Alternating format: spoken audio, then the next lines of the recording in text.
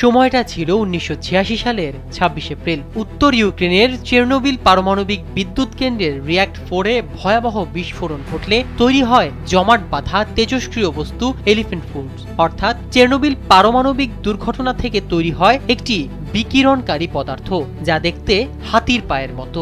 ইউক্রেনের এই স্থানে পাওয়া যায় প্রায় ২ টন ওজনের কালো লাভা সদৃশ একটি কাঠামো, যা গলে যাওয়া ইউরেনিয়াম, জ্বালানি, কংক্রিট, বালু ও রিয়্যাক্টের ধাতব অংশের মিশ্রণে তৈরি হয় এটি। প্রথম আবিষ্কারের সময় এটি থেকে প্রতি ঘন্টায় প্রায় ১০,০০০ রঞ্জেন এক্স-রে বিকিরণ নির্গত হতো, যা মানুষের জন্য কয়েক মিনিটেই প্রাণঘাতী। এখন যে কোনো ব্র্যান্ডের পুরাতন এসি বদলে নতুন ওয়ালটন এসিতে উপভোগ করুন ২৫% ছাড়।